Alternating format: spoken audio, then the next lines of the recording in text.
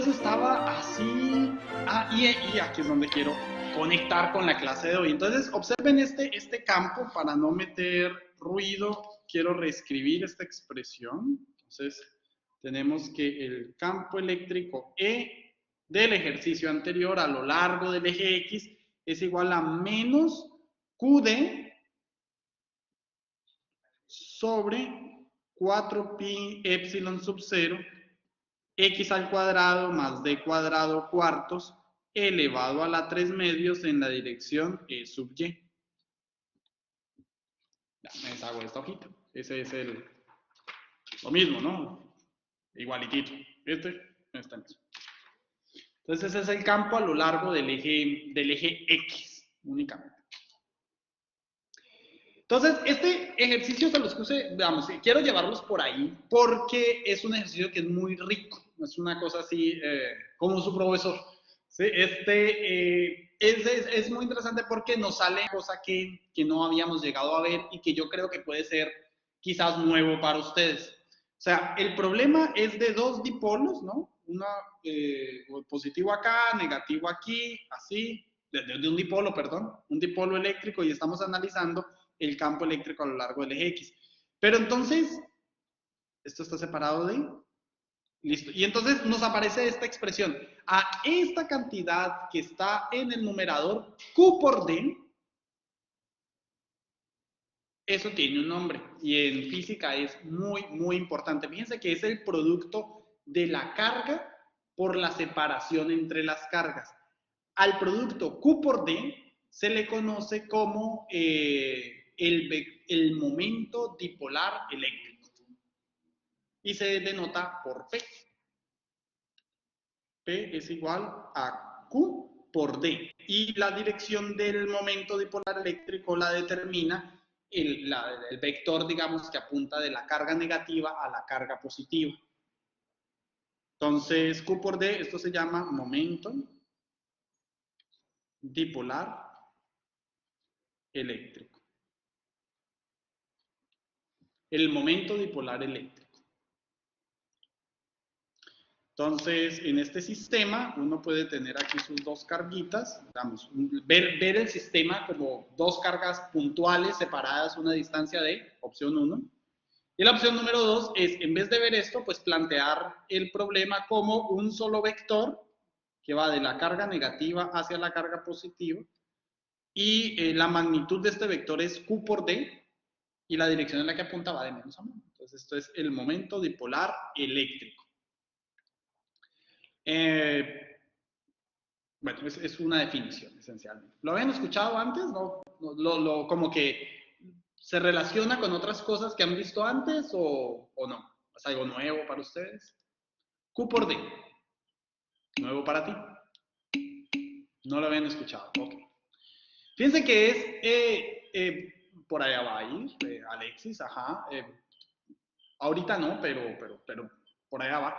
El momento dipolar eléctrico es, digamos, si uno recuerda sus clases de mecánica, en mecánica teníamos una cosa que era el momentum lineal, ¿no? Que también se denota por P. Ahí hay que tener cuidado cuando estemos haciendo estos ejercicios, o sea, en general en física, pues pone una P, entonces uno dice, bueno, P, exacto, por ahí va la cosa. Entonces, el P es una cantidad que, pues si es en mecánica, pues es el momentum lineal, ¿no? El sistema que se multiplica como el producto de la masa por la velocidad. Y aquí es como lo mismo, solamente en vez de masa tenemos carga, que la carga pues es la masa eléctrica, ¿no? Y el D es digamos, el equivalente como si fuera la velocidad. Obviamente esto D no es velocidad, D es un vector de separación, pero es una cantidad vectorial, ¿listo? Entonces, como para hacer ahí las analogías entre los dos. Momento dipolar eléctrico. Esto es muy importante a nivel molecular, porque en las moléculas, piensen, por ejemplo, molécula de agua, ¿sí? Un ion de agua, bueno, un ion cualquiera, ¿no? De cloro o algo así. Entonces, uno generalmente puede ver el átomo de hidrógeno, para que sea más fácil. En el átomo de hidrógeno ustedes tienen el núcleo atómico, que tiene carga positiva, y tienen un electrón que está orbitando alrededor del núcleo que tiene carga negativa. Entonces, uno ahí puede es un dipolo eléctrico. Se puede establecer un momento dipolar, digamos, se define el momento dipolar eléctrico del átomo de hidrógeno como un vector que apunta del electrón al protón, bueno, al núcleo, pues, ¿sí?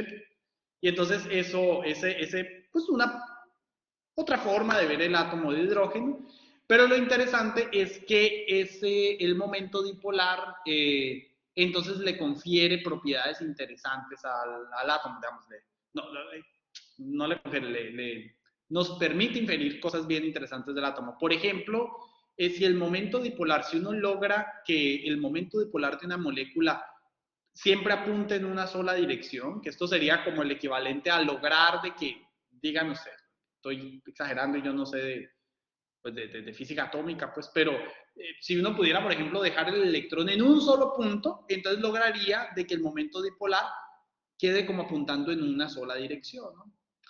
Y eso pues puede lograr que las moléculas hagan ahí cosas raras o experimenten ahí fenómenos. No quiero abrir mucho esa puerta porque yo desconozco mucho de eso, pero las moléculas en general tienen generalmente ese tipo de propiedades. Ya me acordé de una aplicación. ¿Conocen, por ejemplo, los displays? Los displays de cristal líquido, ¿no? Que vienen en las calculadoras. Esos son unas, si ustedes lo ven, es a blanco y negro. Entonces, ahí lo que hay son unas moléculas también que tienen un momento dipolar eléctrico, digamos, son susceptibles de modificarle el momento dipolar eléctrico, si mal no recuerdo. Entonces, uno le aplica un campo eléctrico externo y logra de que ese momento dipolar eléctrico apunte en una sola dirección, y entonces cuando todos están apuntando en una dirección, por yo no sé qué cosas, se ve una rayita negra, entonces eso permite sacar numeritos y cosas así, ¿no? Caracteres. Entonces es una aplicación que de los años, mucho más atrás, yo creo que desde los 80s o 90s más o menos se conoce. Entonces, como una aplicación ahí de las cosas, generalmente se modela con momento dipolar eléctrico. Listo, no quiero abrir mucho esa puerta porque me pone en una situación incómoda, yo desconozco un poco de eso. Bueno, entonces, téngalo ahí en mente. Téngalo ahí en mente. Más adelante de pronto puede servir. El momento dipolar eléctrico. Carga por la separación. Nos va a servir mucho para potencial. Más adelante que veamos. Y lo de la aplicación de la torca, ¿no? Que está diciendo ahí Alexis, pues se hace también con momento dipolar eléctrico. Pero bueno, eso es como en lo que quedamos la vez pasada. Hoy es otro tema, ¿no? Campo eléctrico debido a distribuciones continuas de carga. Esto empieza aquí la cosa a ponerse color de hormiga. Estoy exagerando, o sea, no es para asustarlos, o sea, es porque pues ya van a ser muchas cargas, pues, esencialmente, por eso. Color de hormiga porque son tantas que no se distinguen las hormigas individuales, ¿no? Entonces, es campo eléctrico, aquí los títulos en electromagnetismo son así kilométricos, ¿no? Campo eléctrico debido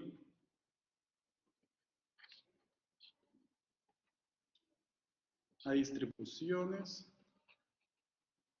continuas de carga. Hay combinación de mayúsculas y minúsculas. Bueno, entonces hasta ahora hemos considerado pues algunas situaciones en las que las cargas son partículas hipotéticas, son literal partículas, puntos, ¿sí? Pues eso no nos importa la estructura de las cargas, ¿no? Y hemos considerado de que esas cargas están fijas, así como atornilladas como vimos en el caso del dipolo. Están atornilladas a unas posiciones. Ahí le pusieron, ok, se quedó ahí quietito. Pero, como ustedes saben, pues la realidad no es necesariamente así, ¿no? O sea, difícilmente en el laboratorio, por ejemplo, vamos a tener acceso a una sola carga. O sea, si uno, otra vez, se rasca aquí en la cabeza y, como les puse en el quiz anterior, creo, así, ¿cuántas cargas hay? En un microcoulomb o en 1.6 microcoulomb, del orden de 10 a la 13, ¿no? Es un chorro. Entonces, si uno tiene tantas cargas, el problema casi que se vuelve continuo, del orden de 10 a la 13. En un microcoulomb, hablar de un problema de cargas puntuales no tiene sentido. Es mejor, pues, considerar lo que se llama el problema colectivo, ¿no? O sea, de la física de medio continuo, pues esencialmente. Entonces, en este caso, y aquí bueno, en este caso nosotros consideramos esencialmente tres tipos de configuraciones. Pues aquí distinguimos tres tipos de configuraciones.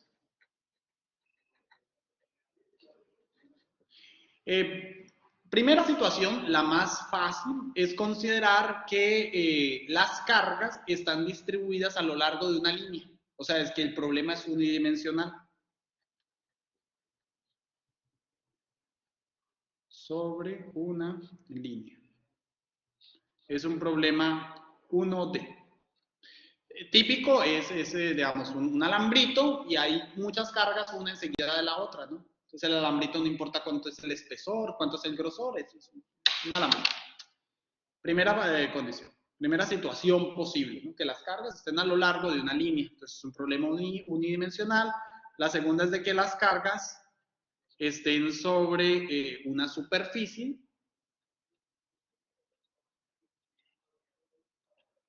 Típico es el problema de la carga distribuida, por ejemplo, en un disco, ¿no? Como en un disco compacto, así. Entonces ahí uno no le preocupa tanto el grosor del disco, sino qué área pues es la que aborda, perdón. Eso es un problema bidimensional. Y el tercero, que es pues cargas sobre un volumen, ¿no? Que es un problema tridimensional. Como las cargas pueden estar distribuidas en una línea, en una superficie o en un volumen, entonces nos conviene, en vez de hablar de cargas puntuales, poner, digamos, hacer una descripción a través de otro parámetro que se conoce, digamos, la densidad, ¿no? La densidad de carga. Es como la densidad de masa, ¿no? Pero pues aquí pues de carga, porque la carga es como la masa eléctrica, ¿no? Entonces definimos tres tipos de propiedades, ¿no? Definimos la densidad de carga, y la densidad de carga viene pues, de tres tipos. Entonces tenemos densidad lineal de carga, densidad superficial de carga y densidad volumétrica. Esto quedó repetido un poquito. A ver, no sé si lo han leído allí. ¿Cómo se denota la densidad lineal de carga? ¿Y cómo se define? Entonces, en función, piensen en fluidos, ¿no? La densidad era, y si es lineal, entonces, ¿cómo sería? ¿Alguien que me quiera ayudar? Alexis, perfecto. Lambda es para cuál? Línea, exacto. Entonces se denota lambda como la densidad lineal de carga y sígueme ayudando, Alexis. Y la densidad lineal de carga, ¿qué sería igual? Aquí es sigma y aquí es rho. Ajá. Entonces, ¿y a qué es igual la densidad lineal de carga? ¿Qué es? Es igual a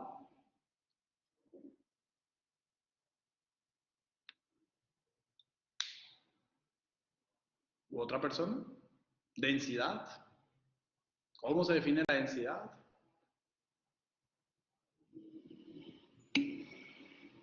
Muy bien, Javier. Por unidad de longitud, perfecto. Es como dice Javier. Entonces esta sería carga por unidad de longitud. Vamos a ponerle aquí L, ¿no? Sigma sería carga por unidad de área.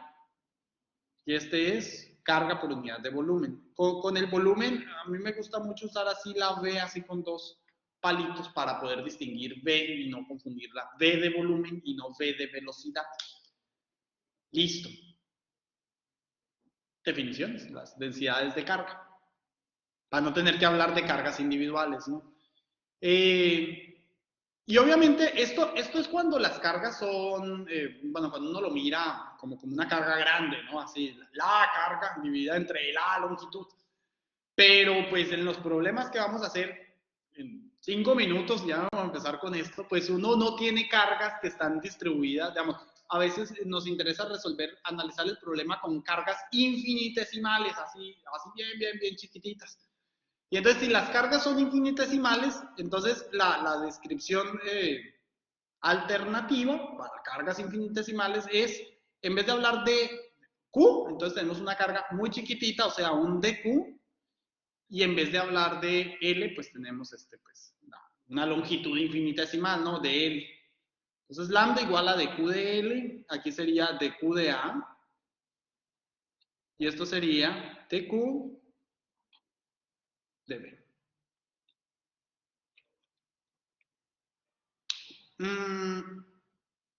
Hay algunos ejemplos que se les ocurran, por ejemplo, de cargas distribuidas sobre una línea. Un ejemplo así como práctico, no sé, algo ahí que se les ocurra. ¿Cómo podrían estar cargas en una línea?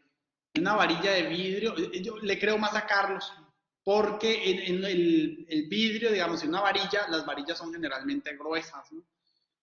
Un cable, siempre que el cable sea lo suficientemente delgadito, ¿no? Entonces ahí tenemos cargas distribuidas a lo largo de una línea. A lo largo de una superficie, ¿cómo podría ser?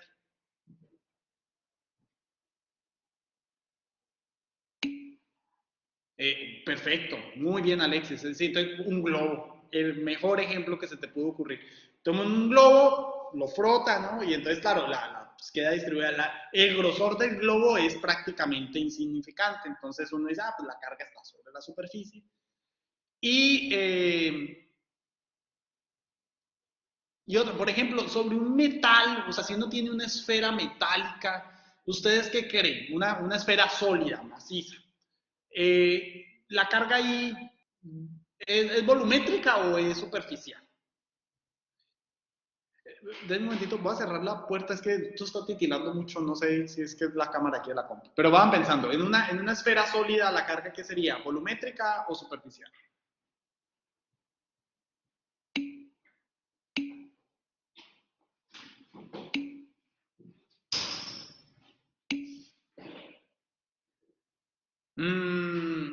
Volumétrica, volumétrica. La densidad de la esfera es uniforme, ¿no?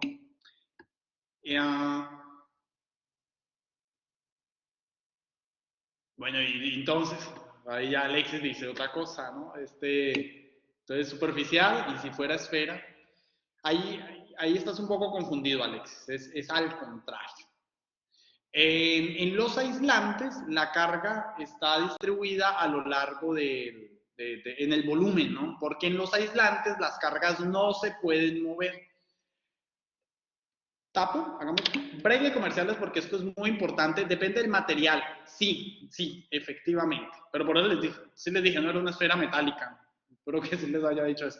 A ver, déjenme, vuelvo, ya me veo peor. Un momento.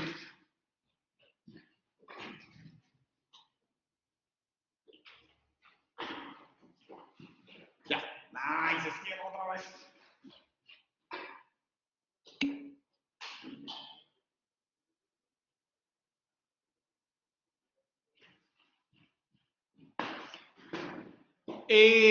Esto está raro ahí, el profesor corre, va y viene la luz.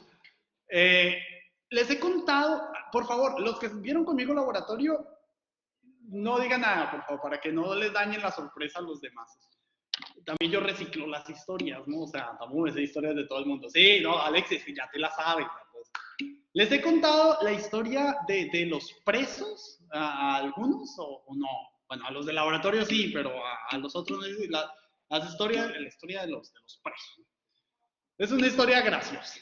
Imagínense que ustedes tienen, cuento. Bueno, ustedes tienen, bueno, hay una celda, una prisión, ¿no? Y entonces resulta que en esa prisión capturan a una persona que es un tipo así, malísimo, así, lo más malo que ha producido la humanidad, ¿no? Y esa persona, que es que es así malísima, pues lo capturaron por fin, pues, de tantas muertes que ha generado y todo, y entonces lo ponen en la celda, ya está preso. Pero insisto, el tipo es malo, así malo, mata y come el muerto, de ese calibre, ¿sí? Y entonces, listo, toda la gente feliz, ¿no? Porque ya el tipo muy malo ya lo capturaron. Y entonces resulta que luego no era el único, sino que capturan a otro tipo. Sí, la policía fue y otro. Es lo segundo más malo que ha producido la humanidad. Así, malísimo. Mata y come el muerto también el segundo. Y entonces este segundo delincuente, pues lo capturan y lo van a poner en la misma celda donde está el tipo más malo que ha producido la humanidad. Entonces ya están ahí los dos más malos que ha producido la humanidad. Y entonces cuando el segundo preso llega a la celda y ve al primero, entonces dice, sí, o sea, ¿cómo van a poner aquí con este tipo? Porque ellos saben la historia, ¿no? Dice, este es malísimo, o sea, no, o sea, me le acerco, me mata, ¿no? Entonces, y el primer preso, cuando ve al segundo, también dice lo mismo, dice, o sea, cómo traen a este tipo aquí? O sea, es malísimo. O sea, los dos así como que cada uno se tiene mucho respeto porque son muy malos. ¿Sí? Y entonces cuando meten al segundo preso, el primer preso lo que dice es, no, yo lo que puedo hacer, o sea, para salvaguardar mi integridad, es mantenerme lo más alejado que pueda de este tipo. Donde me acerque, me mata, ¿no? Entonces, mis ejemplos son así bien dramáticos. Perdón ahí para los que son propensos a los infartos. Y entonces el segundo también dice, no, piensa igualitito. Dice, no, yo a este tipo ni me acerco. Más bien mantengo así la distancia. Imagínense que luego capturan a un tercer tipo, ¿sí? Lo tercero más malo que ha producido la humanidad. Mata y come el muerto. ¿Sí? Y lo meten en la misma celda, ¿no? Entonces, otra vez la misma historia, meten al tercero, el tercero llega y mira, y dice, ay, me voy a meter aquí en esto con estos dos tipos bien malos, ¿no? O sea, no, entonces, en fin, y los otros miran, ay, ¿cómo llega otro tipo bien malo? Y entonces están todos los malos, ahorita el tercero mal, sí, el tercero malo así, y entonces todos piensan lo mismo, ¿no? Lo que yo puedo hacer para salvaguardar mi integridad es tratar de mantenerme lo más alejado que pueda de estos tipos. Y entonces cuando eso ocurre y extrapolan el ejercicio metiendo muchos tipos malos, los tipos malos son los electrones, ¿no? O sea, entonces meten a los tipos malos, y entonces cuando los meten, ¿qué es lo que hacen los dentro del conductor? Porque pues, ellos se pueden, los malos, los presos se pueden mover a lo largo de toda la celda, ¿no? Pero para salvaguardar su identidad, ellos tratan de siempre mantener la vista al frente, entonces se alejan lo que más puedan de los demás. A ver, son así, están así cerca, entonces se alejan, y se alejan tanto hasta dónde se van a alejar, hasta la pared de la celda. En la pared de la celda es lo más lejos que ellos pueden llegar. Obviamente, porque están confinados a una celda, ¿no? Y entonces cuando llegan ahí, entonces tocan la pared y ya no pueden moverse más para allá. Ya es lo máximo. Imagínense que ya hay muchos presos allí, ¿no? Y entonces cuando ya hay muchos, cada uno se separa. Nadie quiere estar en el centro, porque el centro es un lugar muy peligroso, ¿no? Además no ves por detrás quién va a llegar ahí con un cuchillo.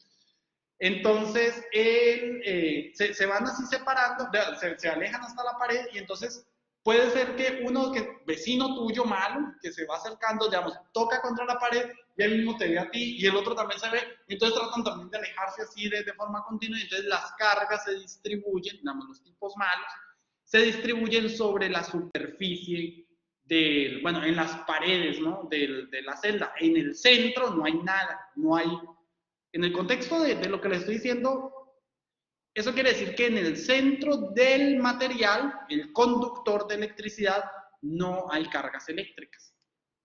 Todas las cargas en los conductores se distribuyen a lo largo, en la superficie, que es, por efecto de repulsión electrostática, la máxima posición que ellos pueden alcanzar.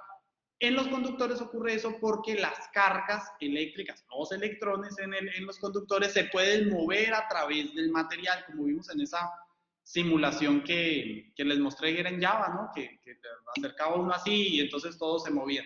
Y en los aislantes sí no, porque como vimos, en los aislantes las cargas eléctricas lo que pueden a lo más es rotar en torno a ciclo, ¿no? O sea, se pueden, digamos, como, ¿recuerdan como lo que hicimos de que las moléculas se volvían polar, ¿no? De que las cargas así como que medio se separaban, pero no se roban de forma completa. Entonces, en los aislantes, la carga se redistribuye en el interior del material, pero sí puede estar, pero sí queda carga en el centro. Esa es la diferencia. En cambio, en los conductores, las cargas eléctricas al interior del conductor es cero, ¿no? O sea, no hay, bueno, sí, no hay cargas en el centro del conductor. Solamente en los conductores las cargas se distribuyen es únicamente sobre la superficie. Eso es súper interesante, porque si uno tiene un cable, un alambre de cobre, por ejemplo, entonces, ¿por dónde van los electrones? Uno, de forma intuitiva, uno pensaría de que los electrones se están viajando por el núcleo del material, del alambre. Y resulta que no, los electrones se mueven sobre la superficie, porque el cobre es un material conductor de electricidad. Entonces, si andan buscando electrones en alambres, búsquenlos en la superficie, no tienen que escarbarle muy adentro, ahí en la superficie están todos. Sí siguieron más o menos la analogía, los que no la habían escuchado, sí se entiende de los conductores y los dieléctricos, los aislantes. Okay. Problema de los presos, ¿sí? Para que no se les... Quienes están conmigo en el laboratorio vamos a tener los presos allá metidos, así que ese día mejor con cuidado, porque vamos a tener está en la superficie, ¿no? La historia de los presos. Javier, entonces, no hay distribución volumétrica en los conductores, no. Hay distribución superficial únicamente. Por los presos, porque los presos al alejarse se acumulan sobre la superficie, aunque tengas una cosa volumétrica. ¿Ok? Para que lo tengan entonces presente.